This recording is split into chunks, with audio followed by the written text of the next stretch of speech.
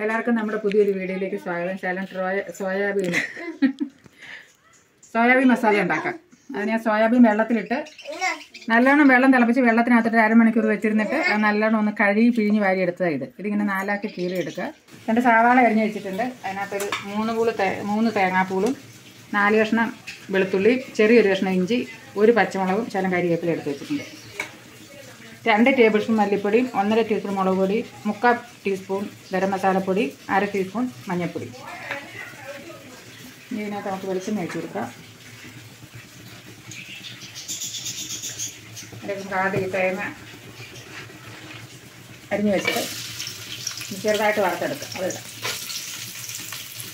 അതിനകത്ത് കരിവേപ്പില സാരില്ല. അതൊക്കെ എടുത്ത് വെച്ച മഞ്ഞൾപ്പൊടി ഒരു 3 വെള്ളം വരുന്നത് മഞ്ഞൾപ്പൊടി ഉണ്ട്. അപ്പോൾ തേങ്ങയുടെ കളറൊന്ന് മാറി മൂത്ത്. അമ്മ എവിടാന്ന് പറഞ്ഞില്ല. ഞാൻ എൻ്റെ തറവാട്ടിലാണ്, എൻ്റെ കുടുംബത്ത്.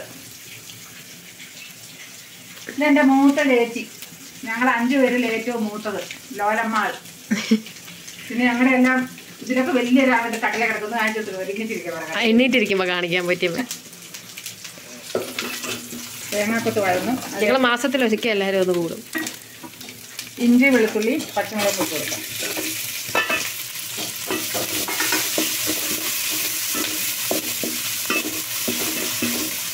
അത് ചെറുതായി ഒന്ന് വഴന്ന് വരുമ്പോൾ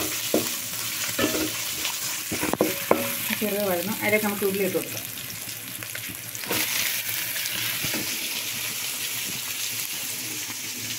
എല്ലാവർക്കും സുഖമല്ലേ?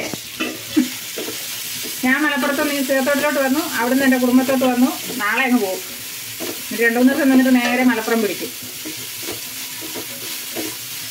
ഉള്ളി വഴഞ്ഞകത്തോട്ട് ഒരു 1/4 ടീസ്പൂൺ ഉപ്പിട്ട് കൊടുക്കാം. ഇതിനെ ഒന്ന് വഴന്ന് വരട്ടെ.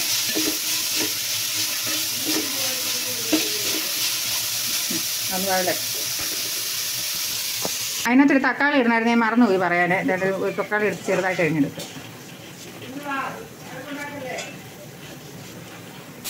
ഉള്ളി വഴന്നിട്ടുണ്ടോ എന്ന് നോക്കാം. അതിനകത്തൊരു ശകലം വെളിച്ചെണ്ണയും കൂടെ വേണം.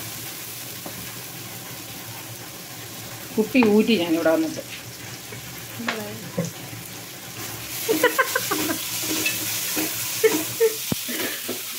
എന്തോ അവന്മാർ എന്നെ ട്രോളുന്നുണ്ടേ. ഇത് വഴന്നിട്ടുണ്ട്. ഇതിലേക്ക് നമുക്ക് എടുത്ത് വെച്ച മസാല എല്ലാം ഇടാം.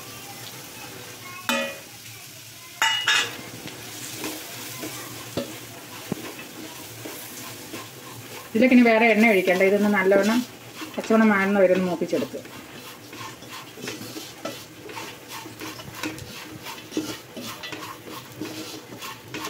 മൂത്തൊരു മണം വരും. ആ സമയത്ത് നമുക്ക് ആ കരിവേപ്പില ഇടാം.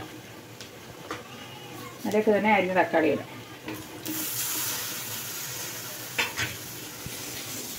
ഈ ഒന്ന് കുറച്ച് വെച്ചിട്ട് തക്കാളിയും കൂടെ ഒന്ന് വഴന്ന് വരട്ടെ. ഞാൻ കൊണ്ട് പോയില്ല.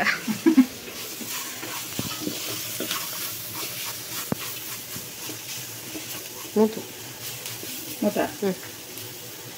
അവള് പറഞ്ഞു മൂത്തെന്ന്.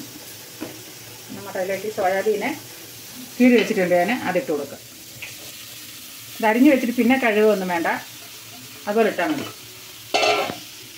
അതിലേക്ക് ആവശ്യമുള്ള ഉപ്പിടാം. തൽക്കാലം 1 ടീസ്പൂൺ ഉപ്പിടാം. 1 teaspoon 1.5 teaspoon. ബാക്കി നമുക്ക് വേണമെങ്കിൽ പിന്നിടാം. എന്നിട്ട് വെള്ളം ഒഴിക്കേണ്ട. ഇതിന് തന്നെ വെള്ളമുണ്ട്. ഇത് നല്ലോണം ഇളക്കിയിട്ട് ചെറിയ രീതിയിൽ അടച്ച് വയ്ക്കും.